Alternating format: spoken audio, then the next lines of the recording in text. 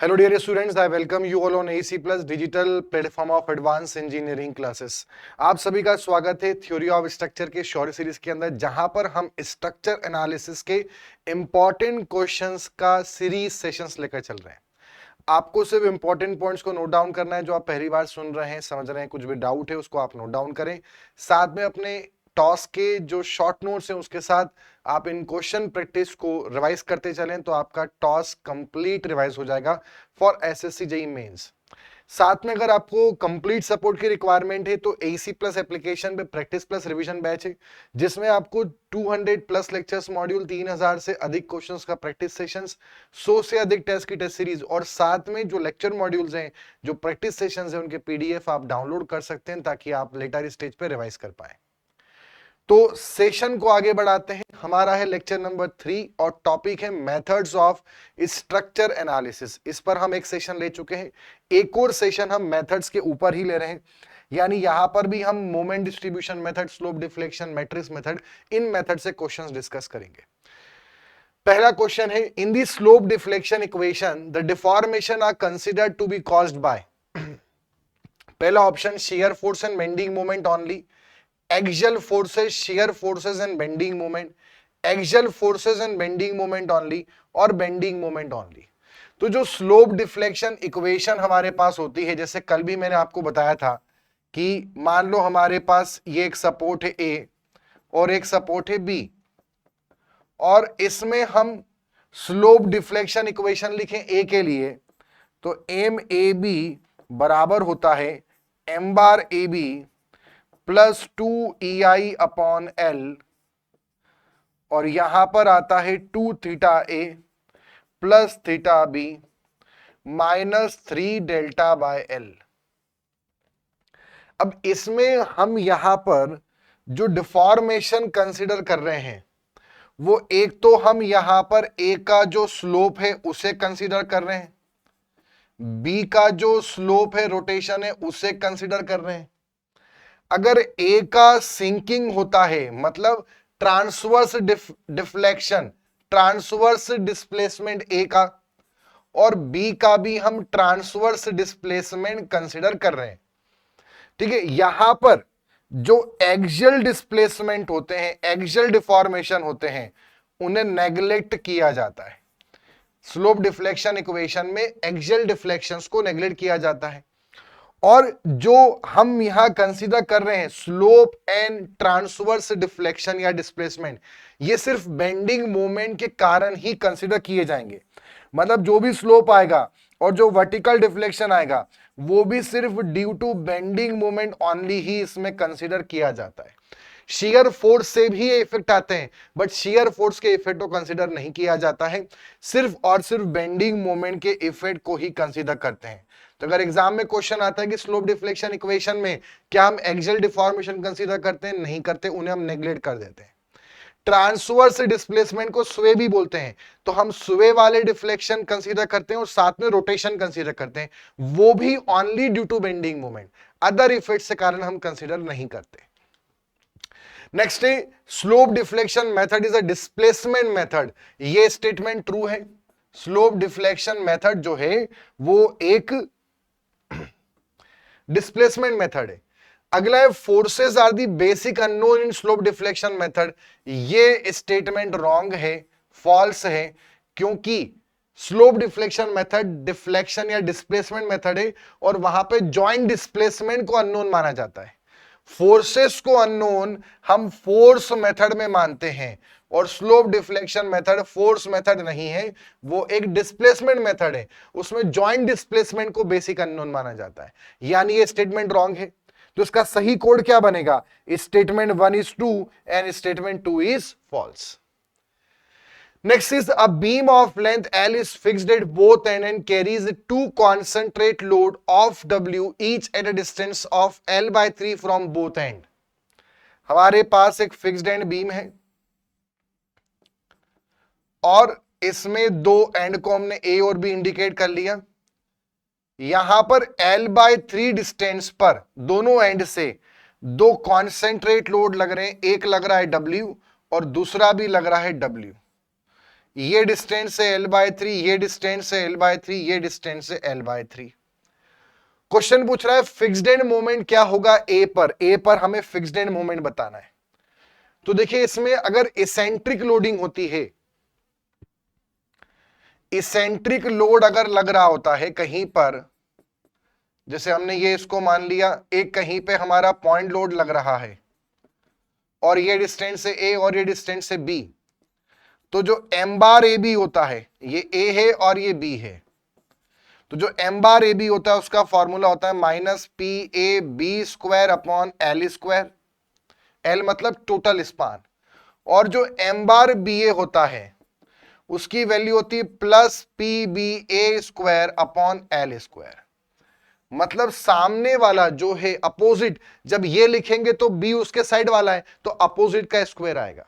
ऐसे जब इसको लिखेंगे तो ये वाला इसका सामने वाले का स्क्वायर होगा।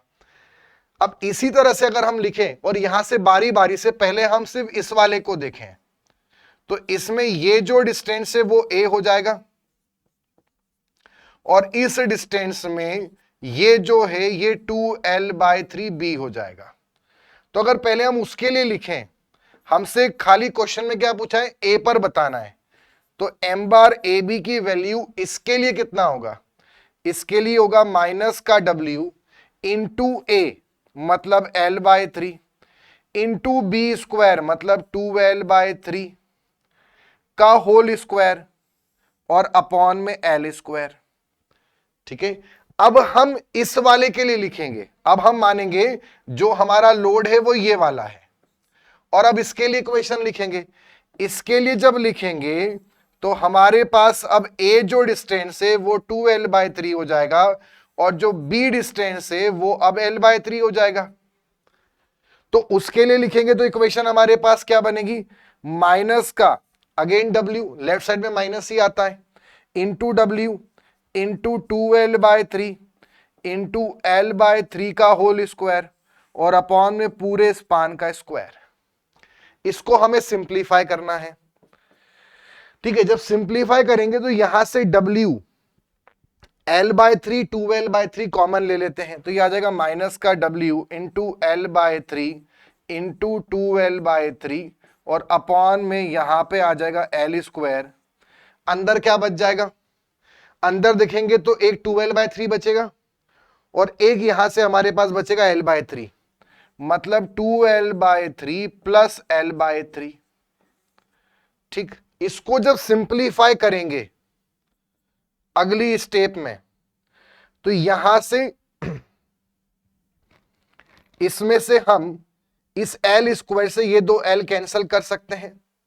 यहां पर बचेगा माइनस का w इंटू 2 और अपॉन में यहां पे आ जाएगा 3 3 9 और ये 2l/3 प्लस l/3 हो जाएगा 3l/3 मतलब l।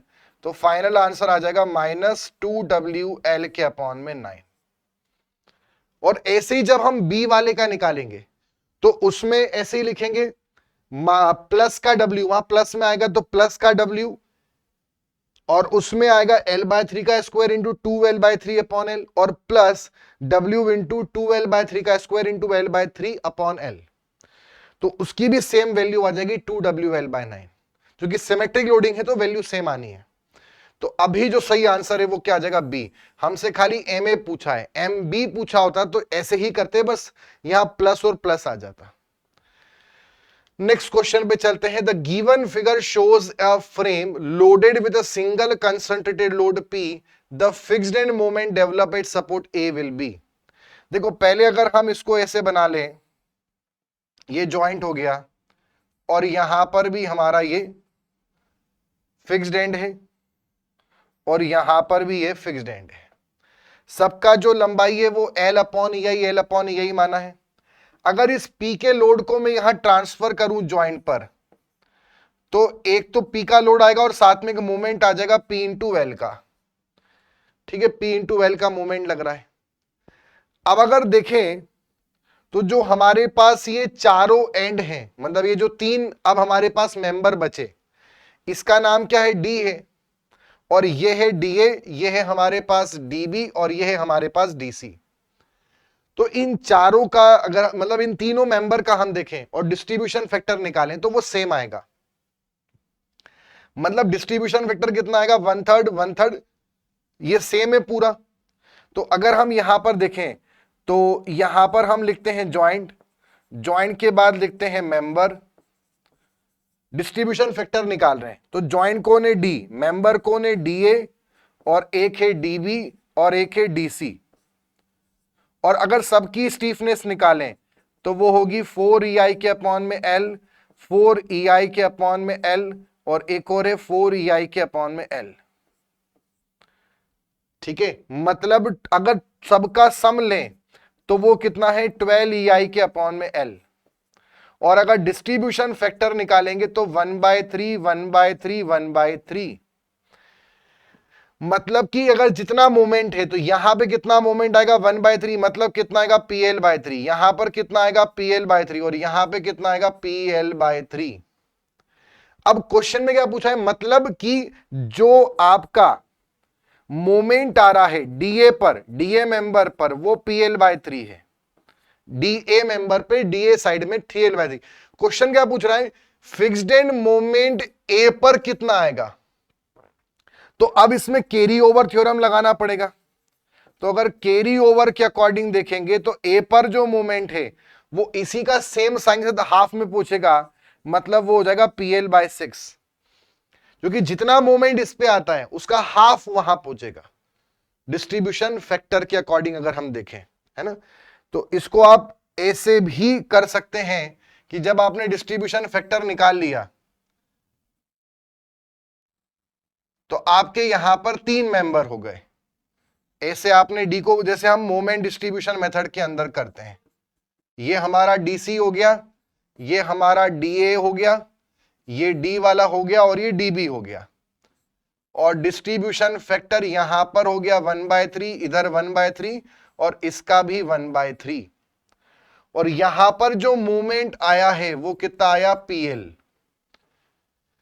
तो टोटल मोमेंट कितना हो गया, PL। तो इस पे कितना आ जाएगा, PL/3, इस साइड कितना आ जाएगा, PL/3, और इधर कितना आएगा, PL/3। अब सामने वाले पे कितना जाएगा, तो सेम साइन का, तो PL/6, ये भी PL/6, और ये वाला भी होगा PL/6। तो ए पर, सी पर और बी पर तीनों जगह जो मोमेंट आएगा वो आएगा PL/6, यानी बी आंसर।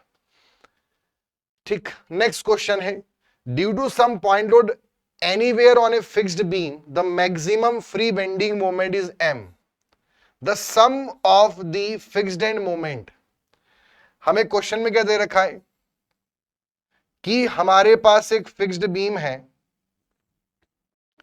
और फिक्स्ड बीम कहीं पर भी उस पर जो लोड दे रखा है वो हमें W दे रखा है, तो उससे जो फ्री बेंडिंग है, मैक्सिमम फ्री बेंडिंग, उसकी वैल्यू है m।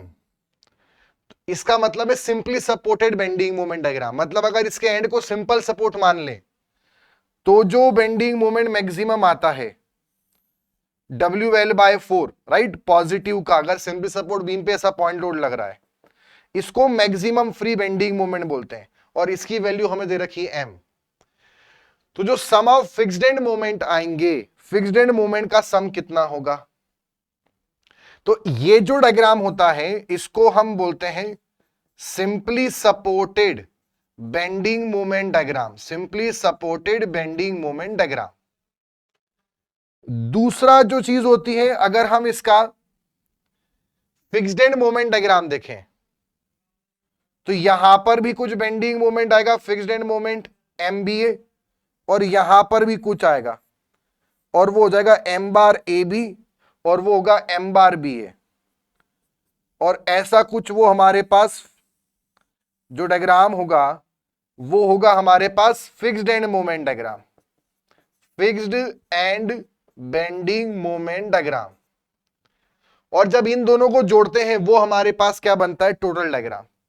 अच्छा, दूसरा आप ये भी जानते हैं, हमने मोमेंट एरिया मेथड में सोम के अंदर पढ़ा है कि स्लोप एट एनी पॉइंट, किसी भी पॉइंट पर अगर हम स्लोप निकाल रहे हैं तो वो और कुछ नहीं बल्कि वो area of M upon E I diagram के बराबर होता है। और हमें ये पता है कि फिक्स्ड एंड बीम के अंदर ए पर और बी पर जो स्लोप है, रोटेशन है, वो जीरो होगा। वो ऐसे कुछ डिफ्लेक्ट होती हैं, तो यहां स्लोप जीरो होता है। अगर स्लोप जीरो है, इसका मतलब M upon E I diagram यानी बेंडिंग मोमेंट का एरिया, जिसका टोटल बेंडिंग मोमेंट होता है, यानी इन दोनों का सम, उसका नेट एरिया भी हमारे पास कितना होगा? जीरो। ठीक, अब इसका अगर हम एरिया निकालें तो एरिया हमारे पास क्या बनेगा? इस डायग्राम को देखें, यहां पर अगर हम इसका एरिया लें तो वो कितना होगा? Half M L. Half M L triangle है ये वाला सिंपली सपोर्ट डायग्राम। और इस डायग्राम को देखें, ये ट्रेपेजियम जैसा माने, तो इसका कितना बनेगा? Half M bar B A plus M bar A B into L. ठीक है, ये वाला डायग्राम माइनस में रहता है और ये प्लस में रहता है। दोनों को अगर हम जोड़ देंगे यहां पर तो ये बन जाएगा कितना? एम एल बाई टू, और ये हो जाएगा माइनस का M B A plus M A B. उस डायरेक्ट उधर गया तो प्लस का बन जाएगा, और अपॉन टू, और टू से टू कैंसिल हो गया। ठीक है, साथ में एक और एल भी था तो एल से एल कैंसिल हो गया, मतलब M B A plus M A B किसके बराबर आ गया? एम के बराबर आ गया। तो इसका सही आंसर होगा ए आंसर। तो ये आप डायरेक्टली ध्यान भी रख सकते हैं। अगर फिक्स्ड बीम है तो इसको एज अ प्रॉपर्टी वाइज भी आप याद रखें कि अगर फिक्स्ड बीम है तो जो आपको फ्री बेंडिंग मोमेंट डायग्राम दे रखा है, तो जो फिक्स्ड एंड मोमेंट होंगे उन दोनों का सम हमेशा इसके बराबर होगा। M B M bar B A plus M bar A B is always equal to the M. ठीक है, मतलब एज अ प्रॉपर्टी भी आप इसको याद कर सकते हैं कि sum of fixed end moment will always be equal to the free bending moment. जो फ्री बेंडिंग मोमेंट है, जो इसको सिंपली सपोर्टेड बेंडिंग मोमेंट भी बोलते हैं, उसके बराबर होगा अगर फिक्स्ड बीम है तो। नेक्स्ट क्वेश्चन है, a steel frame is shown in the given figure. एक स्टील फ्रेम हमें याद दे रखी है, द जॉइंट ओ पर, जॉइंट ओ रिजिड है, रोटेशनल स्टीफनेस हमें बतानी है। स्टीफनेस जॉइंट की, अब देखो जॉइंट की स्टीफनेस बतानी है तो जॉइंट पर कितने लोग मिल रहे हैं? जॉइंट हमारा ओ है, यहां पर मेंबर कौन कौन से मिल रहे हैं? यहां पर मेंबर मिल रहे हैं, ओडी है एक, तो एक मेंबर है ओबी, एक मेंबर है ओए, और एक मेंबर है ओसी। यानी सबके स्टीफनेस को हमें जोड़ना पड़ेगा। ओडी देखे तो ओडी में डी फ्री एंड है, फ्री एंड अगर है, जॉइंट का फारदेस्ट एंड फ्री है तो स्टीफनेस जीरो होता है। ओबी का देखें तो यहां पर ये हिंज्ड है, तो इसका होगा 3EI के अपॉन में L/2, क्योंकि इसका स्पान हमें L/2 दे रखा है। तो ये हो गया आपका कितना? 3 2 6 EI के अपॉन में L। अगला जो है फार एंड फिक्स्ड है OA वाले में, तो उसका होता है 4EI के अपॉन में L, और L कितना दे रखा है? 2L, तो वो हो जाएगा वहां पे 2L। तो वो आ गया हमारे पास 2EI के अपॉन में L, क्योंकि 4 से 2 डिवाइड हुआ 2 बचेगा, और एक है यहां पर L दे रखा है सिर्फ, तो इसका होता है 4EI के अपॉन में L, तो ये आ गया 4EI अपॉन L। अब इन सबको हम जोड़ देते हैं तो 6 और 2 कितना हो गया? 8, 8 और 4 कितना हो जाएगा? 12, मतलब टोटल जो जॉइंट का आएगा वो आ जाएगा 12EI के अपॉन में L। ठीक, ऑप्शन देखते हैं, ऑप्शन में 11 है, 10 है, 8 है, 6 है, मतलब एक भी सही आंसर नहीं है, मतलब ये क्वेश्चन में ही मिस्टेक है। ठीक है, अगर मान लीजिए सब स्पान को हम LL मान के चलते हैं, कितना मान ले? L, मतलब इसका स्पान भी L मान ले, ये भी L मान ले, ये भी L मान ले, ये भी L मान ले, तो इसका स्टीफनेस तो जीरो हो जाएगा। इसका स्टीफनेस होगा 3EI के अपॉन में L, 3EI अपॉन L। इसका स्टीफनेस निकालेंगे तो वो हो जाएगा 4EI अपॉन L। ठीक, और वहीं पर इसका स्टीफनेस निकालेंगे तो वो भी हो जाएगा 4EI के अपॉन में L।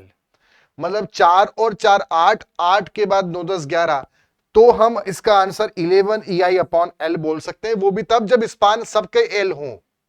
अदरवाइज जो इंफॉर्मेशन क्वेश्चन में दी है उस अकॉर्डिंग आंसर 12EI/L है। सो ये क्वेश्चन एक बोनस क्वेश्चन है जिसमें क्वेश्चन के अंदर ही मिस्टेक है। ये 11EI/L एग्जाम वालों ने इसका आंसर दिया था, बट वहां पे वो तभी आंसर आ सकता है जब हम सबके लेंथ को L मान लें। आगे बढ़ेंगे, मैच लिस्ट 1 विद लिस्ट 2। हमें यहां पे अलग अलग लोडिंग कंडीशन दी है और यहां पे फिक्स्ड एंड मोमेंट हमें पहचानना है। तो देखिए, जब पॉइंट लोड लगता है तो जो फिक्स्ड एंड मोमेंट आता है वो आता है WL/8 माइनस का और प्लस WL/8। मतलब ये मैच होगा 4 के साथ, मतलब P वाला मैच होगा 4 के साथ। P के साथ 4 मतलब ये दो ही ऑप्शन है। अगला देखते हैं, ये UDL लग रहा है तो UDL में आता है WL²/12 माइनस का और प्लस का WL²/12। तो WL²/12 मतलब ये टोटल के फॉर्म में बोल रहा है, टोटल लोड। WL² तब आता है जब हम UDL के फॉर्म में बोले, टोटल लोड के फॉर्म में WL/12। तो इसका सही आंसर हो जाएगा Q वाले का 3, मतलब Q मैच होगा 3 के साथ। तो यहां पर दोनों ऑप्शन में 3 है। अब अगला चेक करेंगे, जब ये होता है तो UDL के फॉर्म में वैल्यू होती है माइनस का WL²। जहां लोड नहीं है वहां 30 आता है और जहां लोड है वहां पे 20 आता है, WL²/20। ठीक है, अभी हमसे किसका पूछ रहा है इसने? ए पर मोमेंट पूछ रहा है, क्योंकि अलग अलग है ना, वो ए का पूछ रहा है।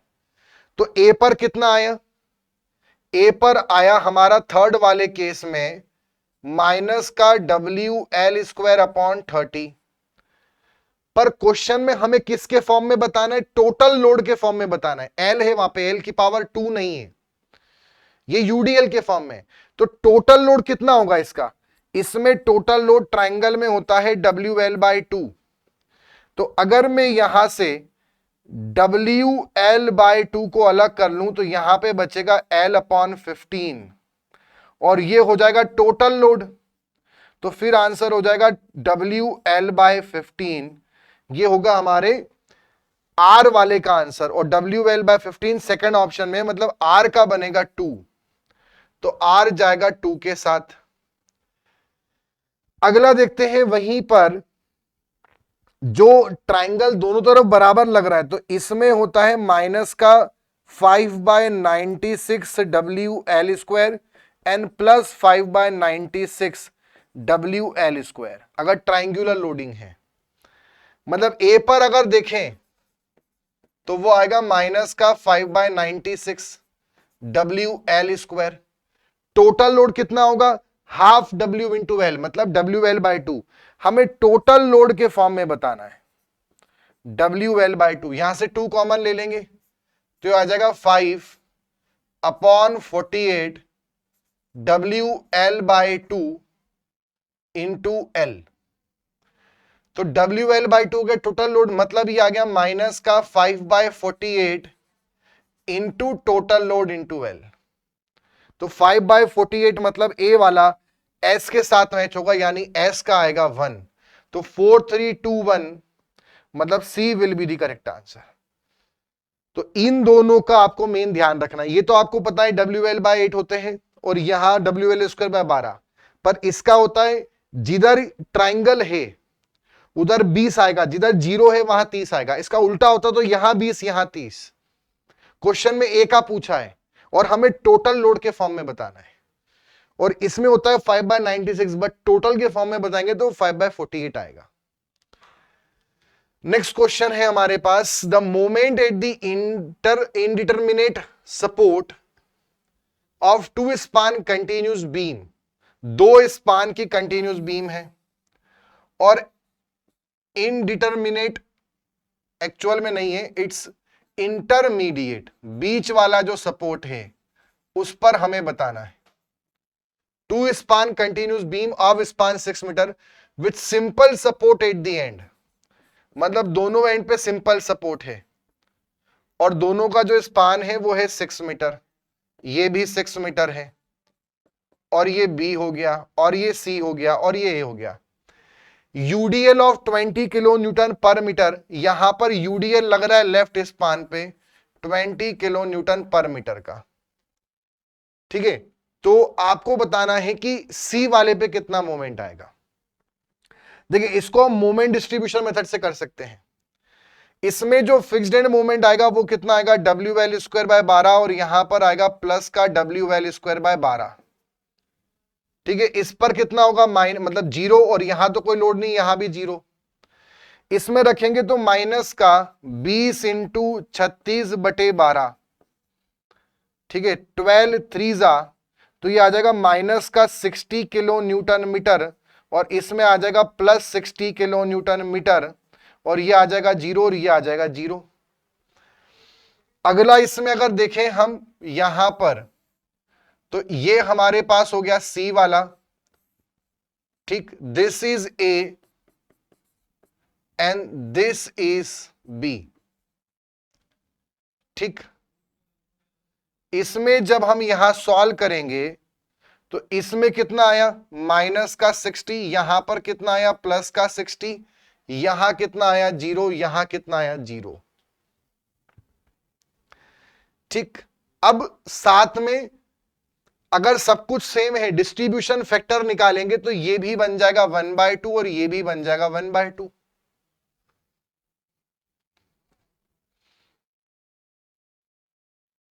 ठीक है, W value square by 12, W कितना है 20, 20 इंटू 6 6 36 बाय 12, तो 12 3 मतलब ये आ गया 60।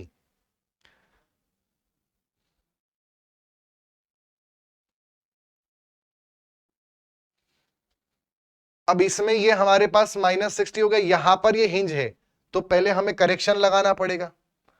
जब हम इसमें करेक्शन करेंगे, क्योंकि ये हिंज पर जीरो आना चाहिए, तो यहां पर क्या करें, करेक्शन के लिए +60 लिख देते हैं, और +60 लिखेंगे तो यहां पर इसका हाफ कैरी ओवर होगा, मतलब ये +30 हो जाएगा। तो फाइनली आफ्टर मॉडिफिकेशन यहां जीरो, यहां जीरो, यहां +90, और यहां हो जाएगा कितना, जीरो। अब हम एमडीएम स्टार्ट करेंगे तो इन दोनों का सम कितना हुआ, 90, और 90 का हाफ लिखेंगे, सेम साइन, अपोजिट साइन में लिखाएगा, ये कैरी ओवर सेम साइन में होता है। तो ये हमारा बैलेंसिंग स्टेज है, तो बैलेंसिंग स्टेज में ये आ जाएगा माइनस का 45 और माइनस का 45। सामने वाले एंड हिंज है तो वहां पे कैरी ओवर नहीं होगा, तो फाइनल जो फिक्स्ड एंड मोमेंट आ जाएंगे वो आएंगे जीरो, यहां पर आएंगे -45, यहां -45, यहां जीरो। अब अगर इसका हम बेंडिंग मोमेंट डायग्राम बनाएं तो इसका जो बेंडिंग मोमेंट डायग्राम है वो इस प्रकार से बनेगा, यहां पर जीरो, यहां पर जीरो, और यहां पर वैल्यू आएगी 45 की, माइनस एंड माइनस। ये हो गया इसका फिक्स्ड एंड मोमेंट डायग्राम। और इसका अगर हम सिंपली सपोर्टेड डायग्राम बनाएंगे तो इस रीजन में तो लोड है नहीं, तो यहां तो बनेगा नहीं, यहां पर आएगा यूडीएल वाला, WL स्क्वायर बाय 8 वाला, उसकी वैल्यू हमें निकालने की जरूरत नहीं, हमें ये फाइनल डायग्राम बनेगा, ये प्लस हो जाएगा, इतना ये एक्स्ट्रा हो गया और ये इतना एक्स्ट्रा हो गया। अब ये हमारा फाइनल डायग्राम है। क्वेश्चन में हमसे पूछा है कि जो इंटरमीडिएट सपोर्ट यानी सी, इस पर फाइनली मूवमेंट कितना आ रहा है, तो कितना आ रहा है, -45, मतलब 45 किलो न्यूटन मीटर हॉगिंग। तो इसका सही आंसर होगा B option, 45 kilo newton metre and hogging. Next चलते हैं, वो point load acting at the mid span of a fixed beam of uniform section produces a fixed end moment of 60 kilo newton metre. अगर हमारे पास एक fixed beam है और fixed beam पे एक पॉइंट लोड लग रहा है P, और उसके कारण जो फिक्स्ड एंड मोमेंट डेवलप हो रहा है, ठीक है, वो कितना हो रहा है, 60 का हो रहा है। ठीक है, मतलब यहां पर आता है -PL/8 और ये भी आता है +PL/8 अगर लोड लग रहा है। तो क्वेश्चन में क्या बोल दिया है, PL/8 की वैल्यू हमारे पास कितनी है, 60, मतलब PL की वैल्यू कितनी है, 480 किलो न्यूटन मीटर। आगे देखते हैं फिर क्या बोला है, then the same load spread uniformly over the entire span. अगर इसी लोड को हम यहां पर अब पूरे स्पान में डिस्ट्रीब्यूट कर दें, इसी लोड को, ये यूडीएल मान लेते हैं हम, तो अब इसमें कितना हो जाएगा, WL square by 12 and plus का WL स्क्वायर बाय 12। तो अब फिक्स्ड एंड मोमेंट कितना होगा, तो अब अगर देखें तो यहां पे फिक्स्ड एंड मोमेंट हो गया हमारे पास WL²/12। ठीक है, टोटल लोड कितना है यूडीएल का WL, वो किसके बराबर है, अगेन P के बराबर है। तो WL को यहां पे हम लिख सकते हैं माइनस का WL मतलब P इंटू L/12, और PL की वैल्यू हमारे पास कितनी आई 480। यहां पे रख देंगे तो माइनस का 480 के अपॉन में 12, 12 4 जा 48, मतलब ये आ जाएगा माइनस का 40 और वो आ जाएगा प्लस 40। तो इसका सही आंसर क्या होगा 40 किलो न्यूटन। साइन नहीं पूछा है, खाली फिक्स्ड एंड मोमेंट पूछा है। तो अगर पॉइंट लोड लगने पे इसकी वैल्यू 60 आ रही है, तो अगर इसी को पूरा डिस्ट्रीब्यूट कर देंगे तो फिर वो आंसर 40 आएगा। Next is which of the following step is not correct in application of moment distribution method. MDM के अकॉर्डिंग कौन सी सही नहीं है। डिस्ट्रीब्यूशन फैक्टर सबसे पहले निकाले जाते हैं, सही बात है। All supports are assumed fixed or locked and fixed end moment are computed for each span considering separate from each other span। सही बात है, सबको अलग अलग मानकर फिक्स्ड एंड मोमेंट निकालते हैं, एंड को फिक्स्ड मानकर। Each support is now unlocked and unbalanced moment is distributed to each adjacent span, then each support is relocked। मतलब कि बैलेंसिंग स्टेज करते हैं और फिर कैरी ओवर लगाते हैं, तो ये सही बात है। अगला बोला है after distribution the unbalanced moment to each adjacent span, जब बैलेंसिंग करते हैं 1/2 of this amount with opposite sign is carry over to other end of the respective span. मतलब कैरी ओवर थ्योरम की बात कर रहा है, बट ये स्टेटमेंट इसलिए गलत है क्योंकि कैरी ओवर थ्योरम के अकॉर्डिंग अगर किसी एंड पर कुछ मोमेंट आया तो सामने वाले एंड पर जब हम भेजेंगे तो उसका हाफ भेजेंगे, ये बात तो सही है, बट सेम साइन का भेजते हैं, अपोजिट साइन का नहीं भेजते, सेम साइन का। जैसे अगर मान लो हमारे पास जॉइंट है और यहां पर हमारे पास कोई मोमेंट आया m, तो यहां पर भी m/2 जाएगा। अगर ये क्लॉक है तो ये भी क्लॉक, और ये एंटी क्लॉक है तो ये भी एंटी क्लॉक, मतलब प्लस तो प्लस m/2 और माइनस तो माइनस m/2, हाफ जाएगा बट सेम साइन का। ये कैरी ओवर थ्योरम बोलती है, इसलिए डी ऑप्शन गलत है। Next is a uniform beam of span L is rigidly fixed at both support. एक फिक्स्ड बीम है और दोनों सपोर्ट पर वो रिजिडली हेल्ड है। It carries a UDL W per unit length, उस पर यूडीएल लग रहा है W पर यूनिट लेंथ का। Bending moment at the mid span will be, mid span पे बेंडिंग मोमेंट कितना होगा। देखो अगर ऐसा यूडीएल लग रहा है तो सबसे पहले हम इसका एमडीएम से करें तो पहले तो इसका हम फिक्स्ड एंड मोमेंट निकाल लें। तो इसका जो फिक्स्ड एंड मोमेंट होता है वो होता है WL²/12 एंड प्लस का WL²/12। अब इसका हम फिक्स्ड एंड मोमेंट डायग्राम बना ले पहले। तो इसका फिक्स्ड एंड मोमेंट डायग्राम बनाएंगे तो वो रेक्टेंगल बनेगा, तो वो कितना हो जाएगा WL²/12 और ये भी हो जाएगा WL²/12।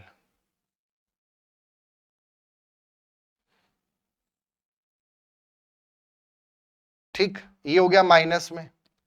अब अगर इसका हम simply supported bending moment diagram बनाए तो simply supported bending moment diagram, यहां पर दोनों को सिंपल सपोर्ट मानकर ये वाली वैल्यू हो जाएगी WL²/8। क्लियर है। अब इन दोनों को हम एड ऑन कर देंगे, जब दोनों को हम जोड़ेंगे तो हमारे पास फाइनल डायग्राम बनेगा। तो यहां पर जो वैल्यू है वो हो जाएंगी WL²/12 और ये भी हो जाएगी WL²/12। ठीक है, ये हमारा हो गया इसमें बेंडिंग मोमेंट डायग्राम, और ये डायग्राम ऐसा वाला बन गया। दोनों को सुपर इंपोज करेंगे तो ये तो माइनस में हो गया और जो ओवरलैप करा वो हमने हटा दिया, ये प्लस में हो गया। ये जो बीच का डायग्राम बना जो सुपर इंपोज हुआ वो हट जाएगा। ये वाली वैल्यू कितनी होगी, सेंटर पे जो बेंडिंग मोमेंट आएगा, बेंडिंग मोमेंट एट सेंटर, वो हो जाएगा WL²/8 माइनस WL²/12। इसको सॉल्व करेंगे तो वो आंसर आएगा WL²/24। ठीक है, यहां पे 8 है और यहां 12 है, हम इसको माइनस करेंगे इससे। तो इसमें अगर हम यहां पर सिंप्लीफाई करेंगे तो एलसीएम बनेगा 24, 8 3 जा तो 3WL² माइनस 2WL² यानी WL²/24। तो बेंडिंग मोमेंट मिड स्पान पे कितना आया, WL²/24, डी ऑप्शन। तो ये आप फिक्स्ड बीम में हमेशा ध्यान रखना, अगर फिक्स्ड बीम में पूछें कि bending moment at fixed and कितना आता है, UDL लग रहा है, तो आंसर होगा WL²/12। और बेंडिंग मोमेंट सेंटर पे कितना आएगा, तो सेंटर पे बेंडिंग मोमेंट आएगा WL²/24। So keep this 2 point in mind.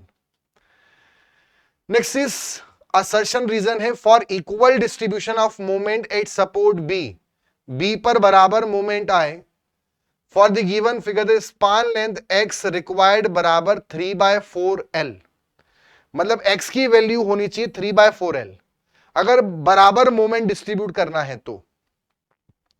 Option है for equal distribution of moment for the beam shown in figure at B, I/L बराबर 3I/4x।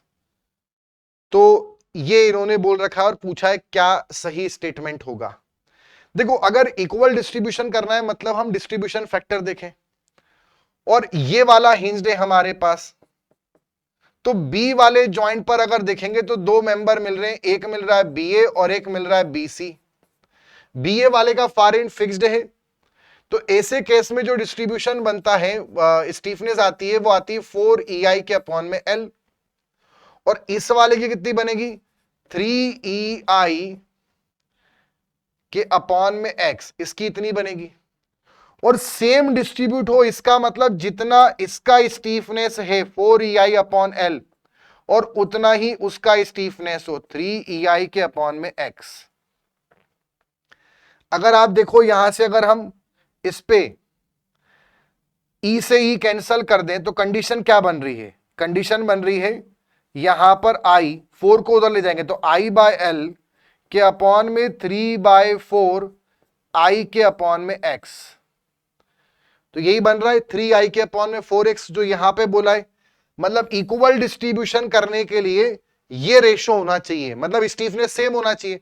तो ये भी सही बात है।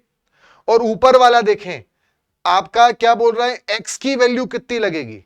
तो अब अगर इसी रिलेशन से हम x निकालें, ये तो रीजन हो गया कि अगर इक्वल डिस्ट्रीब्यूट करना है तो स्टीफनेस सेम होनी चाहिए। तो क्या रेशो बन रहा है, ये वाला बन रहा है जो रीजन में बोल रखा है। अब यहां से अगर मैं x निकालूं, I से I भी काट दूं, तो यहां से x की वैल्यू कितनी आ रही है, x की वैल्यू यहां पे बन रही है, इसमें पूछा इन्होंने length of x required will be,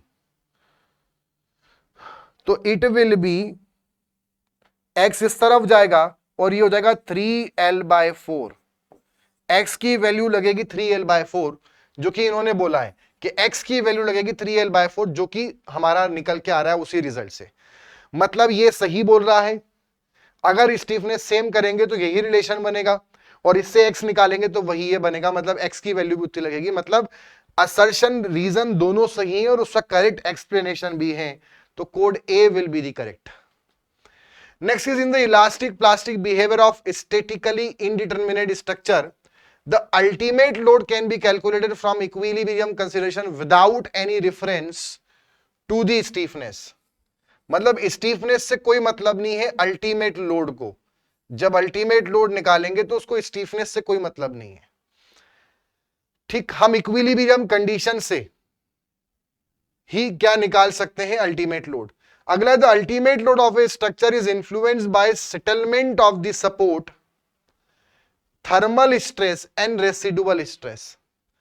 तो अल्टीमेट लोड जो है वो आपका स्ट्रक्चर पे जो सेटलमेंट होते हैं या जो थर्मल स्ट्रेस आते हैं, रेसिडुअल स्ट्रेस आते हैं, उस पर डिपेंड करता है। तो इसमें अगर देखें तो इसका जो सही आंसर होगा वो है सी ऑप्शन। ए स्टेटमेंट सही है कि अगर हमें स्टैटिकली इनडिटरमिनेट के अंदर अल्टीमेट लोड निकालना है तो सिर्फ इक्विलिब्रियम कंडीशन से हम निकाल सकते हैं। साथ में यहां पर अल्टीमेट लोड जो है उसका सेटलमेंट से या थर्मल स्ट्रेस या रेसिडुअल स्ट्रेस से कोई संबंध नहीं है। मतलब आर गलत है और ए वाला जो है वो सही है।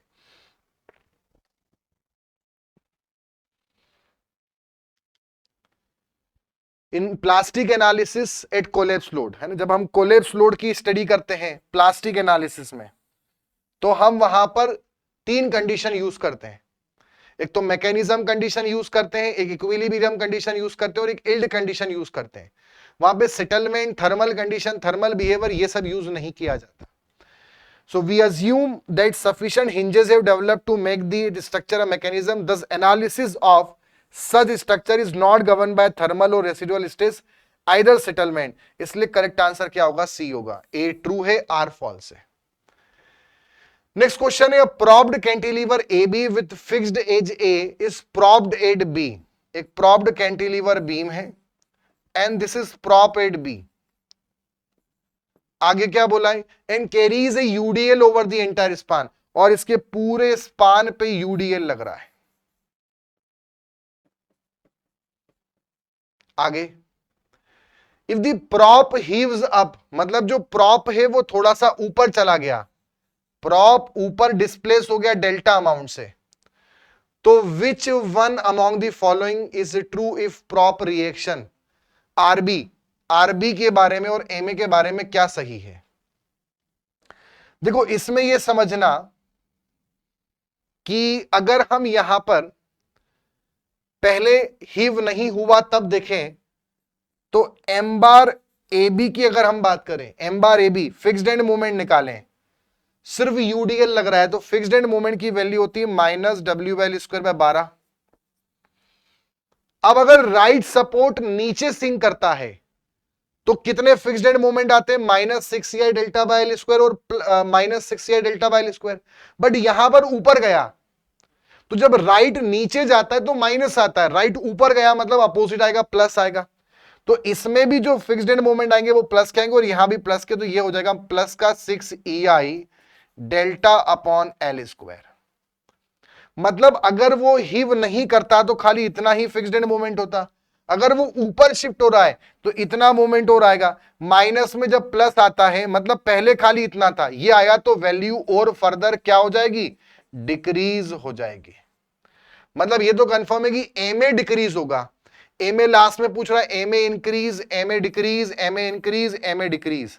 मतलब ए ऑप्शन तो गलत हो गया और सी भी गलत हो गया, एम ए डिक्रीज होगा. अब ऑप्शन है आरबी बढ़ेगा या आरबी घटेगा, ये हमें बताना है.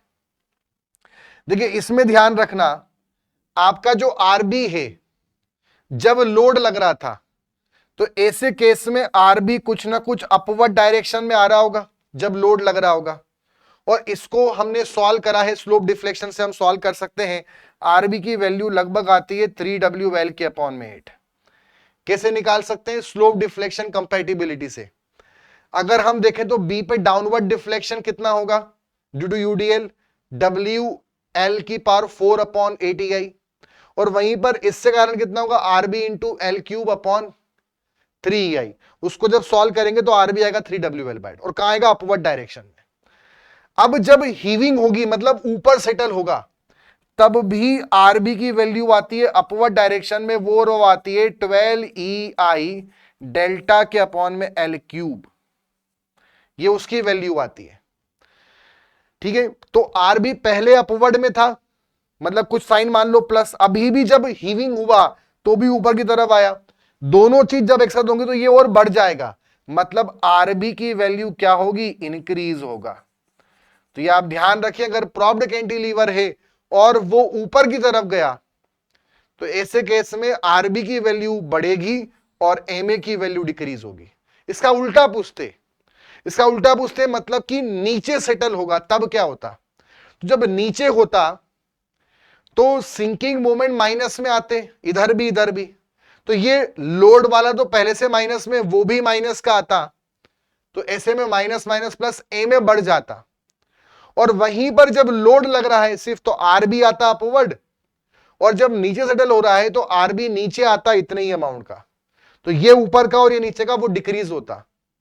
तो इसलिए फिर उस केस में आरबी डिक्रीज होता, एमए इंक्रीज होता. अभी क्या हो रहा है? एमए डिक्रीज और RB increase. Consider the following statement, Hardy Cross method of moment distribution can be applied to analyse. मतलब मोमेंट डिस्ट्रीब्यूशन मेथड हम कहां क्या लगा सकते हैं? पहला, continuous beam including non prismatic, मतलब ऐसी कोई कंटिन्यूस बीम है जिसमें प्रिज्मेटिक बीम नहीं है, नॉन प्रिज्मेटिक स्ट्रक्चर है, तो क्या वहां लगा सकते हैं? बिल्कुल लगा सकते हैं वहां भी. एक है कंटिन्यूस बीम है, बहुत सारे उसमें स्पान है अलग अलग और पूरा प्रिज्मेटिक है, वहां भी लगा सकते हैं. स्ट्रक्चर विथ इंटरमीडिएट हिंजेस, बीच में हिंज आ रहे हैं वहां भी लगा सकते हैं, फ्रेम्स में लगा सकते हैं। तो इसका सभी ऑप्शन करेक्ट है। मोमेंट डिस्ट्रीब्यूशन मेथड सभी केस में लगा सकते हैं, उसका कोई लिमिटेशन नहीं है। हाँ, ट्रसेस में टाइम कंज्यूमिंग हो जाएगा, ट्रसेस में आप नहीं लगा सकते, फ्रेम्स में लगा सकते हैं। अगला है what is the carry over factor from A to B while using moment distribution method for analysing beam as shown in the figure below. ये सी हमें यहां पर एक बीम दे रखी है और इसका हमें क्या करना है, यहां पे कैरी ओवर फैक्टर पता करना है। तो कैरी ओवर फैक्टर जब निकालना है तो ये कैसा है, नॉन प्रिज्मेटिक है। अब इसमें ये हो गया ए, ये हो गया सी। यहां पर अगर हम देखेंगे तो इसमें अगर ये नॉन प्रिज्मेटिक नहीं होता, पूरा प्रिज्मेटिक होता, तो इसमें कैरी ओवर फैक्टर सीधा कितना होता, 1/2। बट ये जो हिस्सा है इसमें अगर देखें तो इसका स्टीफनेस का फॉर्मूला होता है EI/L। स्टीफनेस क्या है, बहुत ज्यादा है।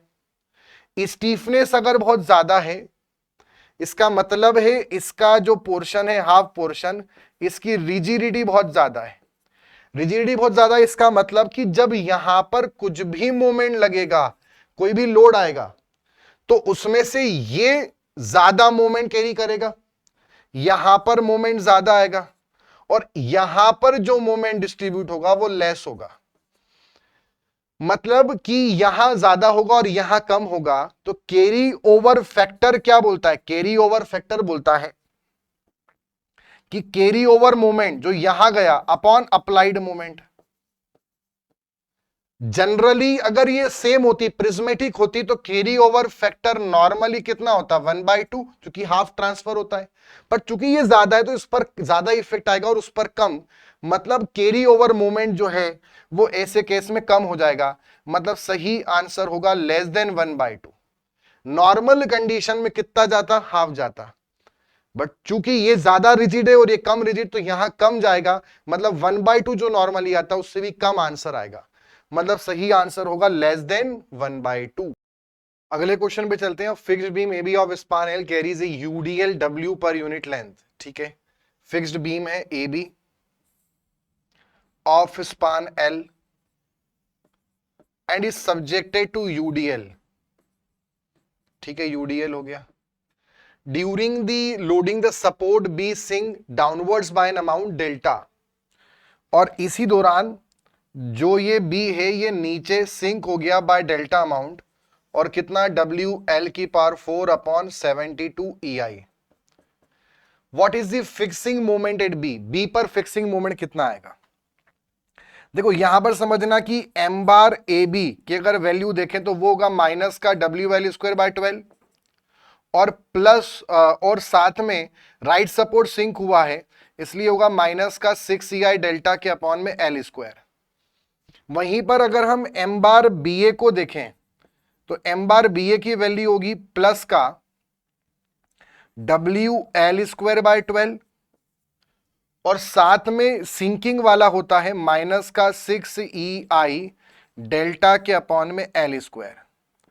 तो ये आ गया प्लस WL²/12 और ये आ गया माइनस का 6EI अपॉन L², और डेल्टा कितना है, WL⁴/72 EI।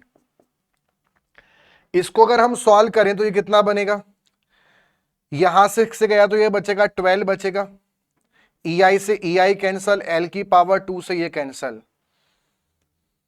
ठीक है, मतलब ये हमारे पास बन गया यहां पर प्लस WL²/12 माइनस WL²/12। तो plus and minus WL²/12 will be 0। मतलब यहां पर फिक्स्ड मोमेंट हमारा कितना आ जाएगा, फाइनली 0 आ जाएगा। इसको अगर हमें निकालना है तो हम यहां पर पूरा इसको माइनस करेंगे, तो ये माइनस का WL²/12 आया। अभी हमने सॉल्व किया था जब डेल्टा की वैल्यू रखते हैं तो ये भी उतना ही आता है, तो माइनस WL²/12। मतलब इसका LCM लेंगे, WL²/12 कॉमन ले लें बाहर माइनस का, तो 1 + 1 2, मतलब वो आ जाएगा माइनस का WL²/2/12 मतलब 6। तो माइनस का WL²/6, ये AB हो गया और ये वाला 0 हो गया। Next is what is the ratio of load carrying capacity of fixed beam to that of a cantilever beam of same span. एक फिक्स्ड बीम है और फिक्स्ड बीम पर यूडीएल लग रहा है मान लो, तो इसका लोड कैपेसिटी हमने मान ली W1। तो इसका जो बेंडिंग मोमेंट डायग्राम है अभी हमने देखा था फिक्स्ड एंड मोमेंट वाला, वो आता है WL²/12, ये भी आता है WL²/12, और फिर इसमें बीच में ऐसा डायग्राम बनता है और यहां पे जो वैल्यू आती है वो आती है WL²/24, क्योंकि 8 में से माइनस करते हैं। ये अभी हम सेम क्वेश्चन ऐसा देख चुके थे, माइनस माइनस प्लस।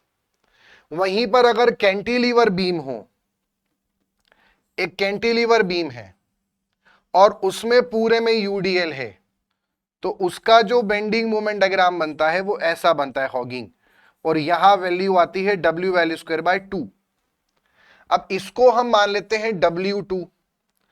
तो कैंटिलीवर में इसमें जो मैक्सिमम बेंडिंग मोमेंट आ रहा है इसका W1 मान लेते हैं, तो इसमें मैक्सिमम बेंडिंग मोमेंट यहां आ रहा है, तो वो है W1L²/12, और इसका जो मैक्सिमम बेंडिंग मोमेंट है वो है W2L²/2। उसका लोड हमने W2 मान लिया, हमें लोड का रेशो बताना है, ठीक है। सेम मैक्सिमम बेंडिंग मोमेंट, इसमें मैक्सिमम बेंडिंग मोमेंट जो है वही इसमें मैक्सिमम बेंडिंग मोमेंट है, तो लोड का रेशो पूछा है क्वेश्चन में। तो अगर हम यहां पे इक्वेट कर देंगे तो W1 L² से L² क्या हो जाएगा, कैंसिल हो जाएगा, ये गया इससे 6 टाइम्स, तो W1/W2 बराबर कितना आ जाएगा, 6। क्वेश्चन ये बोला है कि फिक्स्ड बीम है, यूडीएल लग रहा है, तो मैक्सिमम बेंडिंग मोमेंट उसका, और कैंटिलीवर बीम पे same span same load same UDL लग रहा है, कुछ W2 मान लेते हैं, तो जो मैक्सिमम बेंडिंग मोमेंट आएगा इसमें और इसमें सेम हो तो दोनों के लोड का रेशो क्या होगा। तो ये W1L²/12 और ये W2L²/2, लोड हमने अलग अलग मान लिया, दोनों को इक्वेट कर दिया, बेंडिंग मोमेंट सेम है, L² कैंसिल, 2 6 12, यानी W1/W2 आ जाएगा 6, मतलब लोड कैपेसिटी का रेशो हमारे पास क्या बनेगा, 6। तो A will be the correct answer. Next is assertion reason the method of moment distribution is classified as force method. MDM जो है वो फोर्स मेथड नहीं है, ये स्टेटमेंट रॉन्ग है, वो डिस्प्लेसमेंट मेथड है। The method consists of computing end moment due to end rotation of the member। ये बात सही है, यहां पर हम स्टीफनेस कंसीडर करके उसको सॉल्व करते हैं, और स्टीफनेस ही moment required to produce unit rotation होता है, मतलब जो बी स्टेटमेंट है वो करेक्ट है। तो अगर पहला फॉल्स है मतलब डी सही होगा, और वैसे भी अगर असर्शन रीजन वाले क्वेश्चन में एक भी गलत हो जाता है तो फिर ये दो आंसर तो हो नहीं सकते, तो फिर ये कोड पता लगाना आसान होता है, और अगर ये गलत हो गया तो फिर डी हो जाएगा, और ये रीजन गलत हो गया तो फिर सी हो जाएगा। इसलिए असर्शन रीजन वाले क्वेश्चन में अगर एक भी स्टेटमेंट गलत है तो फिर ज्यादा सोचना नहीं है, फिर सीधे आप सी या डी में से आंसर लगा दो। तो ये थे हमारे मेथड्स पर कुछ क्वेश्चंस।